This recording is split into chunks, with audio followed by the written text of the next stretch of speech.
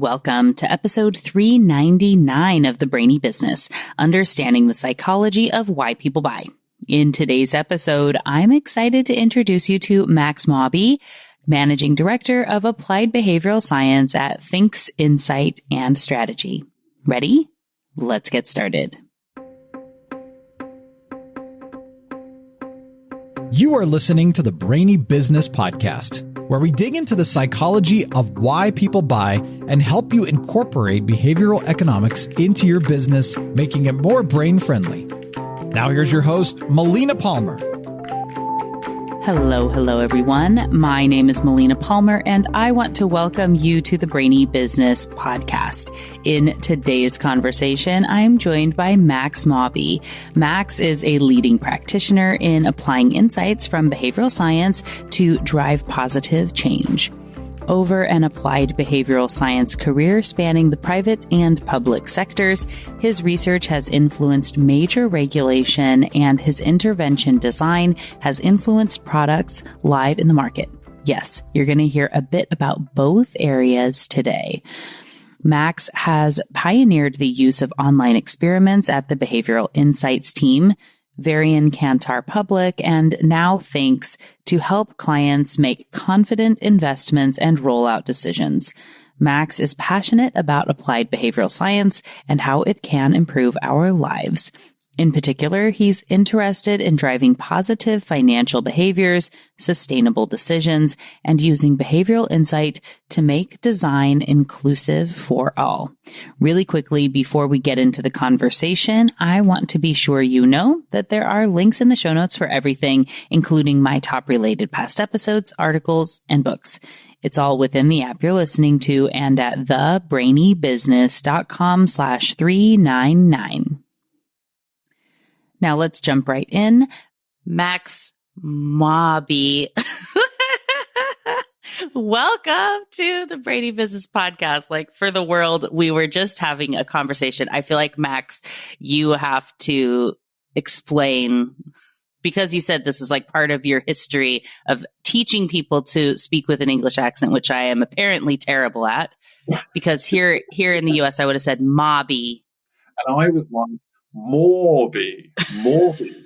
Mawby. Oh, in your throat, Melina, in your throat. So, and now it's all in my own mind. I feel like I will never get it right, but I'll get over that. It's my new mission to be able to say your name properly at our next meeting and interaction. So, Max, welcome to the Brainy Business Podcast. Excited to have you here. For everyone who does not yet know you, can you please share a little bit about your background and the work that you do? And no, this is like the intro, and we're like really going to get into it too. So we got this. Sure. So my name's Max Mawby. Delighted to be here. Thank you.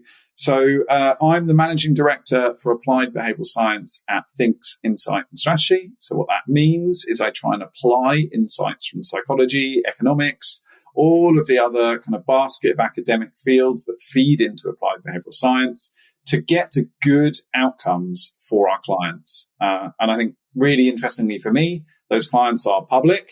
I do have a history working for the UK government. Also worked for public sector research organizations, including the Behavioral Insights team, private sector organizations. I do a lot of work and have done a lot of work in financial decision making, and third sector organizations, which is really fascinating and interesting because often they have such interesting and fascinating projects to bring you. So yeah, I started my career as a civil servant. Red nudge. I fell down the rabbit hole. Like, this is a brilliant way of approaching things. And I went to study in Copenhagen and really retrained doing a master's there, and then was lucky enough to work at the Behavioral Insights team, where I founded their financial behavior team. I also worked in the financial services industry in fintech, in a little fintech called Plum, and then co-founded the behavioral practice at Varian before I ended up at Think's. And as I'm sure everyone who's listening can appreciate, this is where we're saying, all right, tell me more about this one. And I want to hear more about that. And like, what was that like? Right. So when I So first, shout out to our mutual friend, Joe Evershed, for making the introduction from Guerrilla Experiment Builder. We'll link to her episode, of course, in the show notes for everybody. But she had said, hey, you two should talk. You should really have Max on the show. And then as I started digging in on your background, I was really interested. And as I told you, a lot of it being helping to build this behavioral science practice into an organization, and knowing that that's something you've kind of done a few times now and coming into things. So let's just know that the bulk of this is just understanding the amazing story that is Max. Like, that's what we're doing today, I feel like. So whether it's from the beginning or wherever you think the right starting point is of some of that behavioral work, of like how you even go about being that first in a space, because I know there are a lot of people listening that want to be able to help their teams to infuse some behavioral science, but aren't really sure where to start. Okay, so maybe I should start with a story of a failure that happened to me when I read Nudge quite early. I think I read it pretty much when it came out, and at the time I was a graduate civil servant in the British Civil Service. And really was very, very enthused by this idea that, it isn't just about pushing harder and, making the perfect argument. There are actually other ways that we can get to change. And that felt pretty revolutionary for me at the time. I gave the book to a senior civil servant at the time, said, we should really, really be focusing on this and really be working on this. And I don't think I ever got the book back. And I certainly didn't ever end up doing that work in that part of my career. So I suppose the first thing I'd say maybe is that, you will have probably a couple of tries at this if you're looking to get into this field, or you're thinking about, how you could apply it within your existing job. You will fail probably at least once. And I certainly did before I ended up being a bona fide applier of the field. Yes, right. So the stick-to-itiveness, right? We're going to don't feel discouraged if that first person or those first couple of people don't get it, or that first company doesn't get it, long game sort of approach. Yeah, absolutely. Absolutely. And I think, the fantastic privilege of being able to be in this field is that often, like certainly the way I've done it, working in the Behavioral Insights team and now at Thinks, is as a consultant. And what that means is that you get lots and lots and lots of different challenges.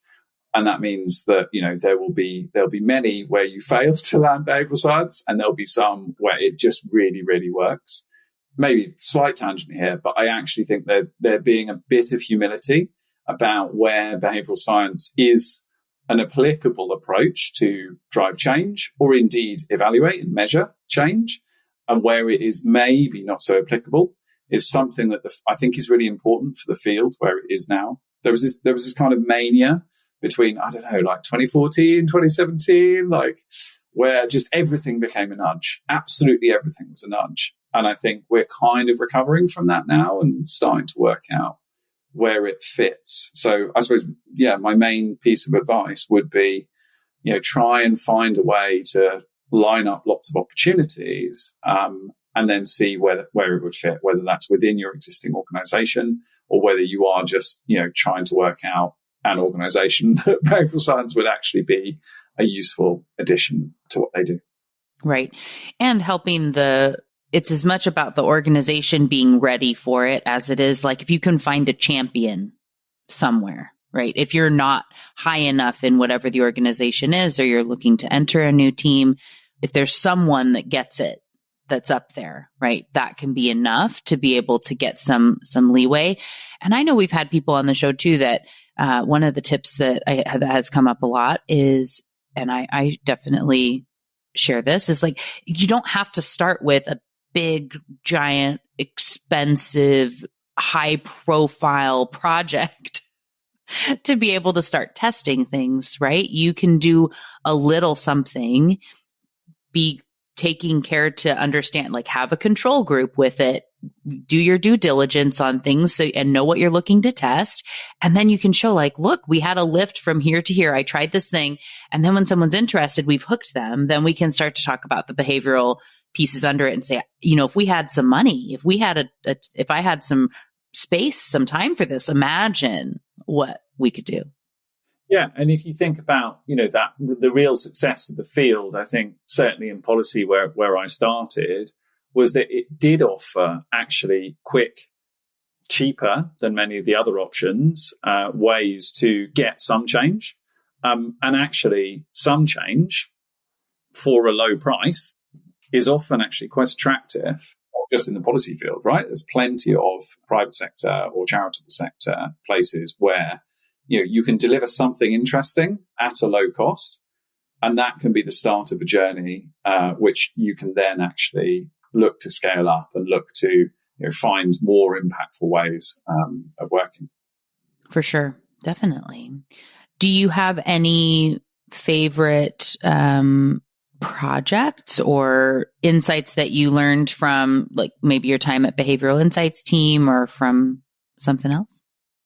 Sure. So, I maybe off the top of my head, some of the work that we've been doing, which we did use Gorilla for, which is fantastic. And it's a fantastic platform. Love working with Joe and the team, was some work we did in the UK on pensions and looking at how people can actually make better decisions with their pensions. So there's this very difficult problem, which is set up by the regulation in the UK, which essentially means that many people who need advice on their finances, whether it's their pensions or whether it's some other aspect, can't actually access it. Because essentially what the regulation does is set up anything that provides a personalized recommendation as financial advice or regulated financial advice. And there are very serious kind of requirements on anybody providing that, and pretty scary liabilities if you get something wrong or you make an incorrect recommendation. And everything else, which is basically just providing information, is financial guidance. And so we worked with the British pensions industry, and what we were trying to do was answer the research question, well, what if we could provide personalized guidance? In this case, it was a digital journey because we were testing it online. And what we were able to show is that kind of just bald information, which we used as the control group, actually only led to 14% of people in our experiment being able to make a good financial decision about withdrawing a lump sum from their pension. When we added in a personalized recommendation, personalized guidance, and we had some nice, simple little choice architecture in there. An old collaborator of mine called it the drink me button. Just very simple, like color popping button, making it easy to make the right decision. We put it all the way up to 76% of people able to get to a good financial outcome when making a withdrawal or a lump sum withdrawal from their pension. And I really love that project. Obviously, because it had a great effect. I just mentioned two of the arms they were for, but also because I think it's a really great example of where if there is something that isn't going right that you can see, and our client in this case saw that there's a big gap here in terms of how we could help people, but you are constrained from actually testing something out there in the live world, in this case because of regulations. You can, through online experimentation, get some really powerful results. And we've talked to much of the regulatory architecture in the UK after this, and there's been some really, really fantastic initial kind of consultation policy proposals, which I like to think we may have influenced off the back of it. So yeah, if you're asking, that's probably the one that comes to mind at the moment. Well, I love that. And for all sorts of reasons, of course, as you said, big impact, big results, and to show that you can be, I know that there are a lot of people, whether it's financial services industries or anything else that's listening, having to have and train a person and like a team of people that can be giving this type of advice is something that is very expensive. And so to know, and of course, developing the system that can give personalized advice is also expensive.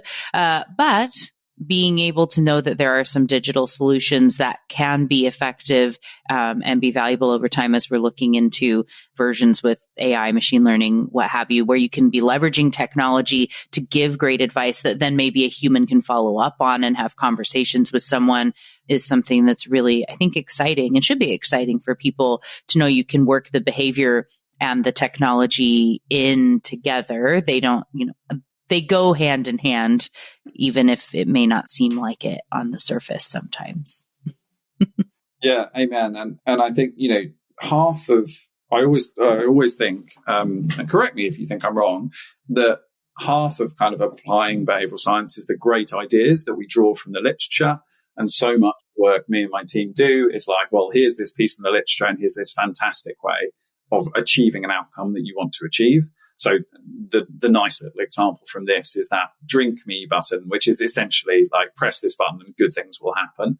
And there's oodles of literature about like visual salience and color popping that we just drew on for that, right? So that's half of it. But the other half is actually producing evidence. And I think if you are sitting in an industry body, or you're sitting anywhere else in a public or charitable sector organization, and you're wanting to get something done, the empiricism of behavioral science is actually your way of making the case, because it makes a really clear, if you have a clear result like that, it makes a really clear investable case for your board, for whoever the decision maker is, to go, well, actually, there's some pretty strong causal evidence here. And yes, it may not generalize perfectly to every situation, but within the experiment that's been conducted, we have high confidence that this is what's happened. And that is a kind of persuasive form of evidence that I find really works, I suppose. Yes, for sure. And I very much am always saying, context matters. We need to understand the literature. And like you were saying, as far as the generalizability, which is nothing is perfectly generalizable ever, right? I guess there's something that would fall outside of that, but like, it's not this worked this one time, and so it will work exactly the same way in every single situation forever and ever, right? That just doesn't really happen. So we want to understand, what were they doing? What was happening there? How does that translate to what we're doing over here? What might we do that's similar? What might we need to do differently because of who we're talking to? Really understanding all those contextual pieces is so important when you're going to design the experiment, the project, whatever it happens to be. So I love this segue, because I wanted to ask you about so obviously you have an extensive background in the field. And so you already know a lot of the literature that you would go to in the literature review phase. However, if you, like, let's say, so client comes to you, I find often the problem they think is the problem isn't the real problem. So there's some like finding what the problem is, and then you're thinking about where we're going and literature review. Can you walk through kind of those phases you would go through with the project? And it could be with this example you just gave, or maybe it'll be more hypothetical if it needs to be. What does that look like, that as someone who's listening to the show, who I know is thinking, all right, I'm going to take my notes. I'm ready to go. I want to practice, right? Like, what would you say is that kind of path that you would go through with a typical client? So, I mean, the first thing to say is, if you want to do it, give us a call. You can Google my name, and we are a consultancy. Hey, it's in the show notes, man. It's here. We're ready. But yeah, so let's say you come with a problem like that. And I think actually the project that I described is open source. It's out there if you Google it, or we'll put it in the show notes. And actually, there is at least a presentation and probably a written report as well, which describes this process that we went through. And I think I completely agree. Like, you will get a problem and you're like, there are many aspects to that problem, and you will want to explore that. And I think before you go about suggesting solutions or solutionizing, as someone in my team challenges me sometimes, jumping to solutionizing, you definitely want to do as much exploratory work as possible.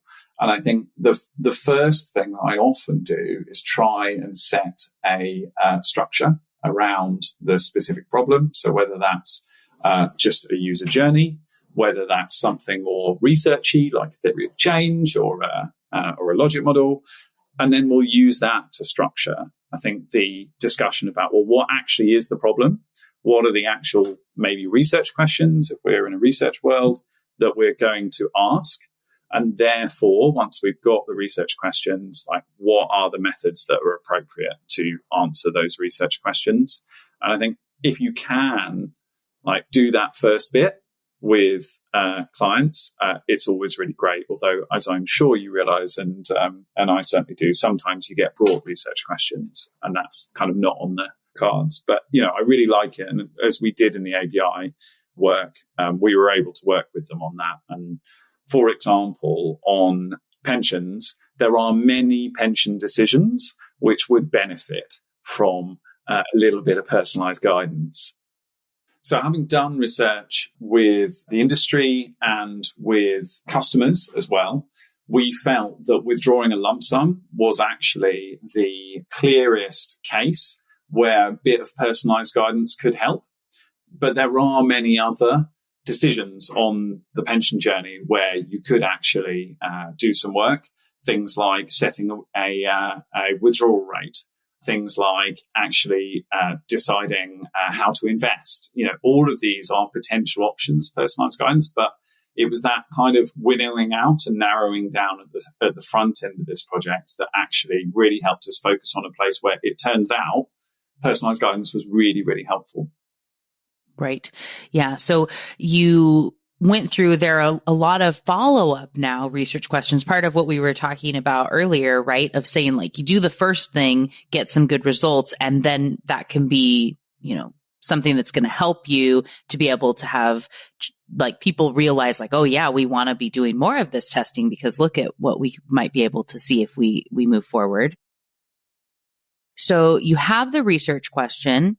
This may, for our listener, this is either provided to them of saying well, this is what you need to figure out, or ideally they were able to help shape the research question in some way, but that exists now.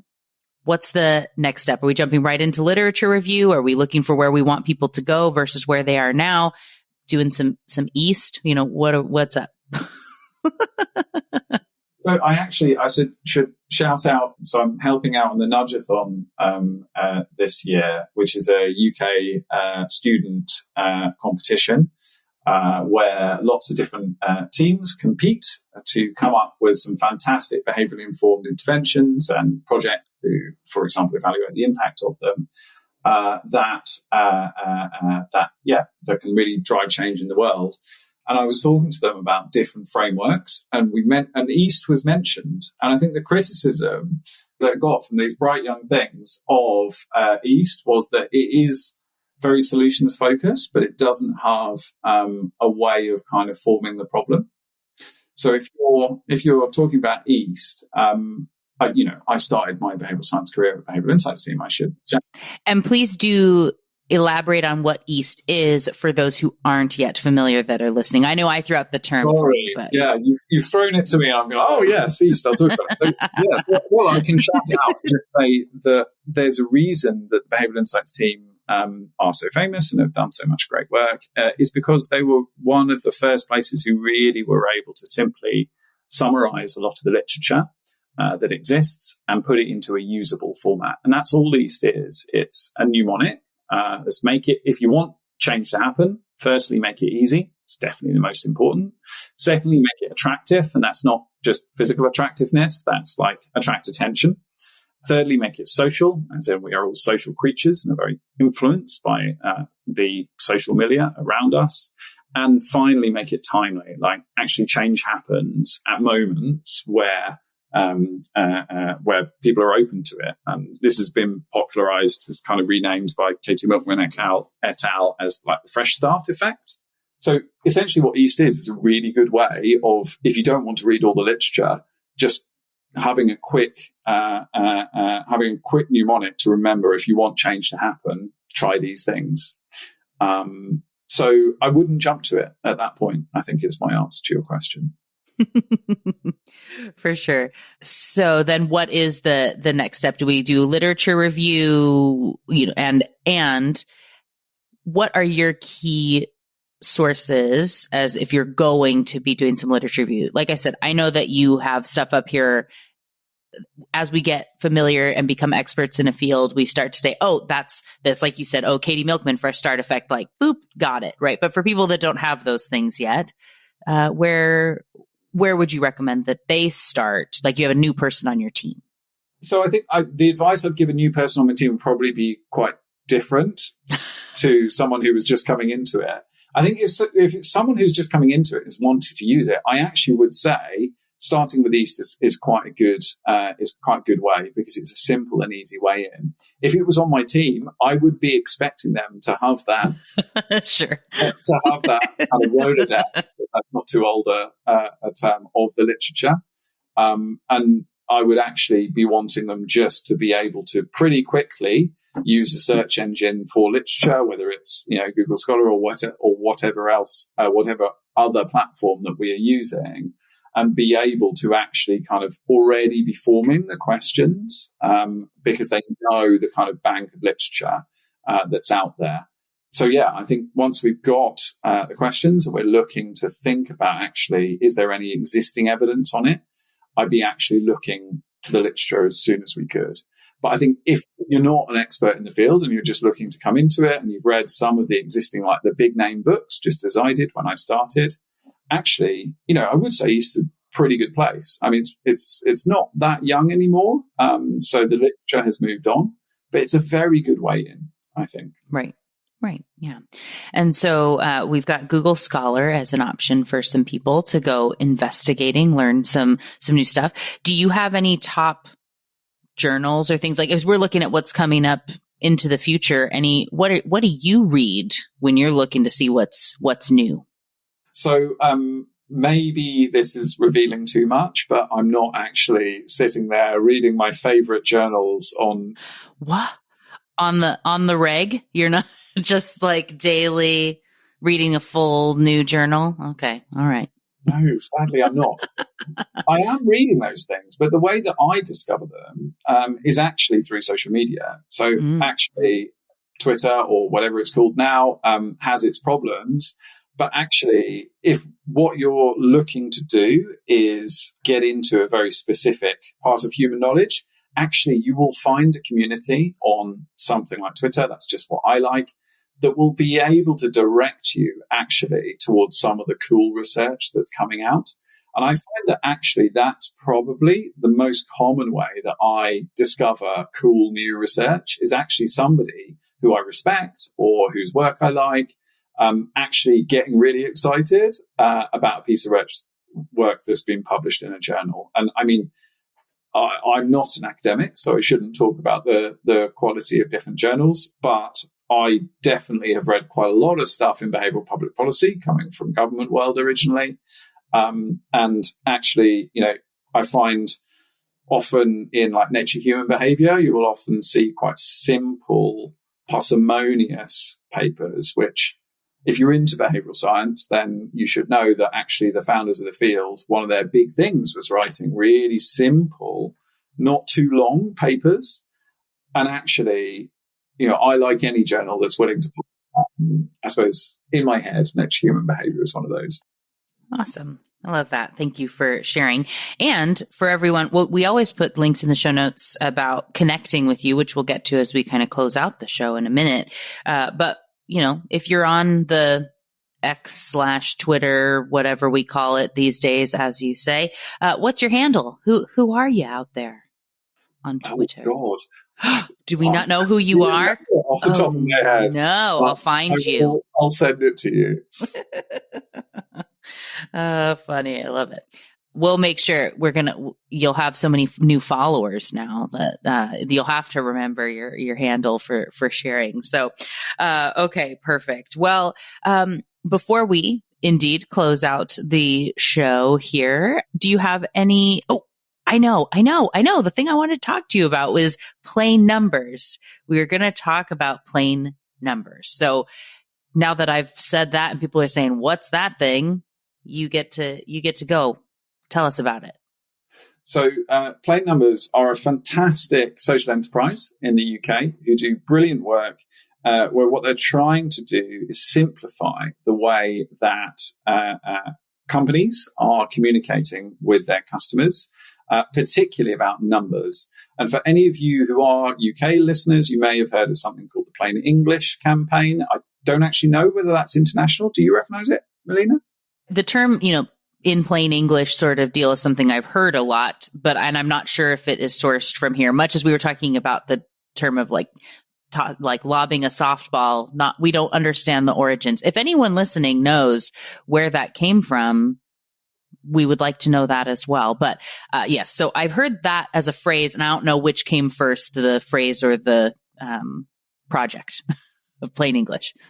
Okay, well, I'm pretty sure it is originally UK based, and actually it's essentially the numbers version of that in how I would talk about it. And sorry, Mike, if you're listening to this, he's the CEO, and I've mischaracterized it. But yeah, essentially they do fantastic work where they apply the expertise of Mike, who's the CEO who founded the enterprise, who ran a numeracy charity for 10 years, to actually how companies communicate.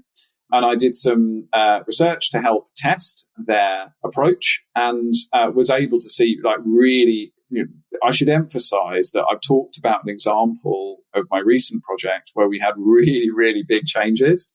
And I'm going to talk about another example now. I should emphasize for anybody who's listening that if you're running lots of experiments, you have to be prepared that most of the time it's not going to knock things out of the park. It's not going to be huge, huge changes. But for Plain Numbers and the example I gave earlier, it really, really was. And I was just, really blown away by the strength of the changes in actual functional understanding when we applied the Plain Numbers approach to things like people's water bills, people's credit card information. There was all kinds of different things in the first project. And they really are going from strength to strength, and fantastic to see the work that they're doing and to see the work that I did with them in UK regulation. There's this fantastic new regulation in the UK called the Consumer Duty, which focuses firms' regulatory duties on financial outcomes of their customers, not just broad disclosure, which for anybody in the behavioral world tears their hair out and they're like, oh, you must tell people these 60 things. Well, people can take in about 3 or 4 in a normal sitting, So the work that I did with them ended up in regulation, and they are going from strength to strength. In fact, I talked to them earlier today. So yeah, for anybody who's thinking in the financial services industry about how to communicate numbers, give them a Google and have a look, because I think the work they do is brilliant. Perfect.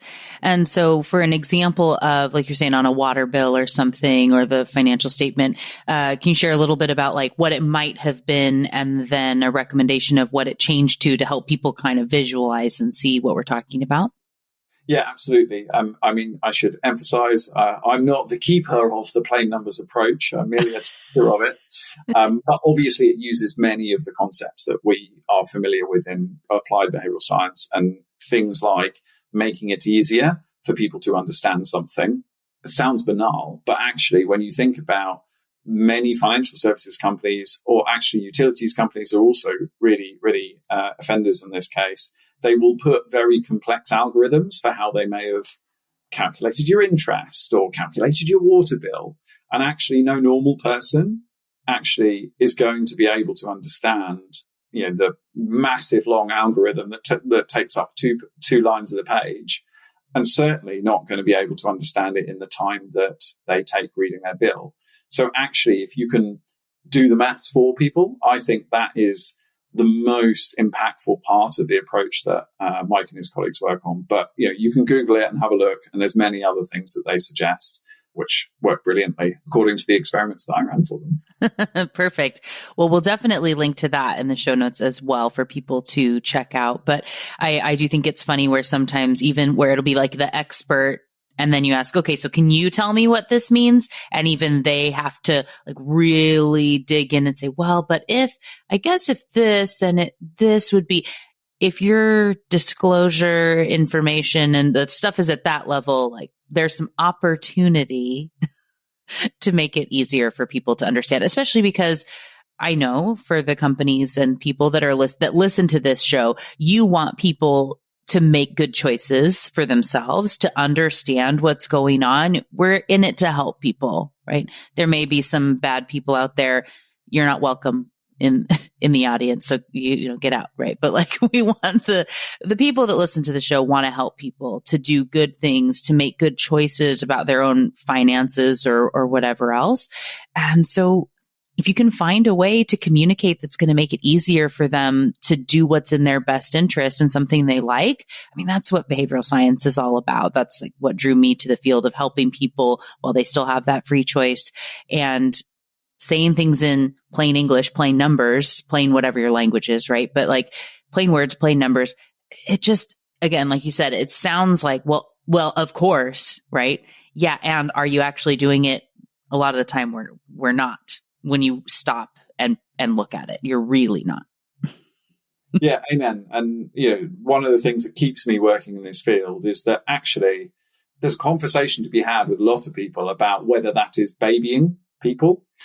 And actually, I really don't think it is. I think it's fundamentally humane to go, well, actually, how much realistic attention does this person have to pay to this, like, credit card bill? And then you think about, well, what can a normal person realistically take in terms of information, given the amount of attention that they can pay? And, I hope it's not news to anyone that most people don't read the bills that they get for any length of time. And therefore that means that it's just better for your customers, and it will be better for your business, I'd argue, because you're going to get people understanding a little bit more if you can simplify what you're presenting to them in that minimal time. Now, it's always possible, and I think you should always think about adding lots and lots more information. You will have legal disclosure requirements, but you layer that information and you get people in and you recruit more of their attention or allow them to pay more of their attention. Like, don't overload people because, it's fundamentally not good for anyone, right? Like, who wants to be reading their credit card bill and working out how the interest has been charged? No one. Like line by line, as we're having to just be really like with a magnifying glass.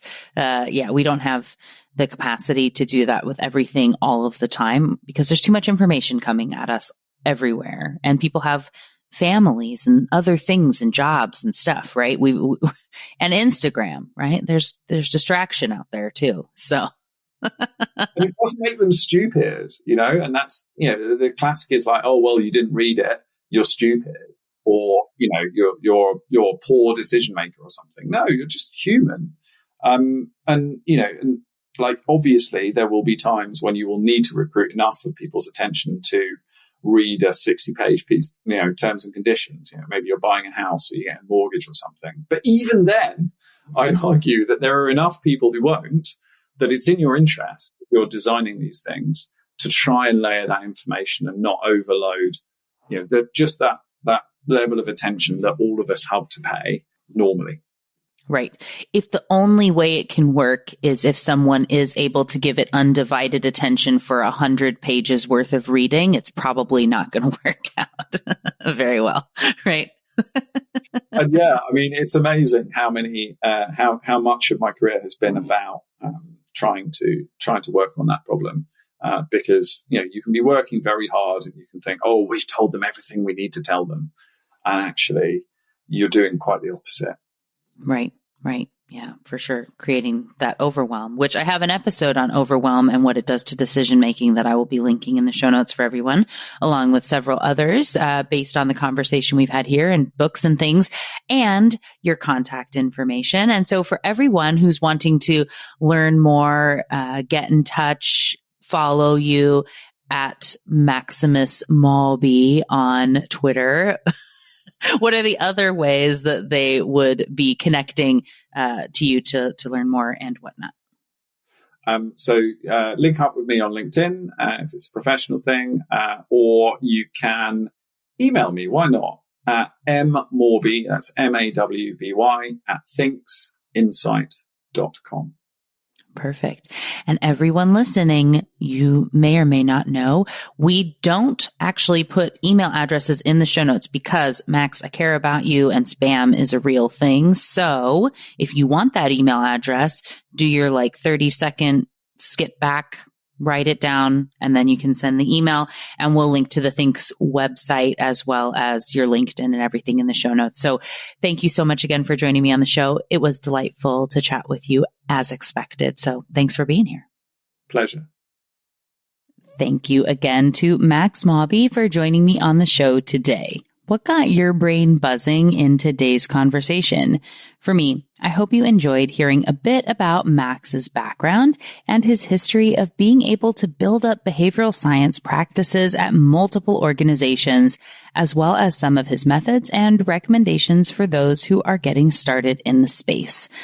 And speaking of reflecting on history, did you catch that this is episode 399 of the Brainy Business podcast? What an amazing whirlwind it has been over these almost 6 years and well over 1 million downloads. So cool. Thank you for being here. Whether this is your first episode with the Brainy Business or you've been here since the beginning, thank you for these first 399.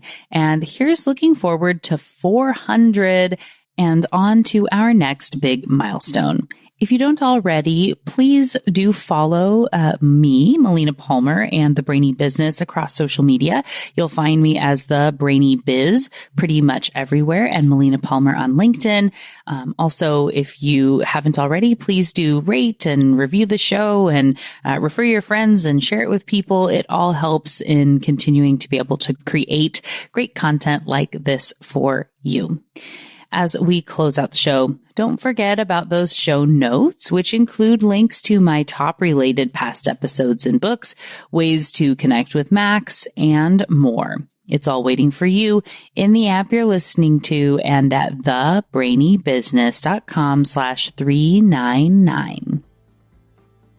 And thank you again to Max Mawby for joining me on the show today. It was a delight to chat with and learn from you. Join me Tuesday for the 400th Brainy episode of the Brainy Business podcast. It's going to be a lot of fun. You don't want to miss it. Until then, thanks again for listening and learning with me. And remember to be thoughtful. Thank you for listening to the Brainy Business Podcast. Melina offers virtual strategy sessions, workshops, and other services to help businesses be more brain-friendly. For more free resources, visit thebrainybusiness.com.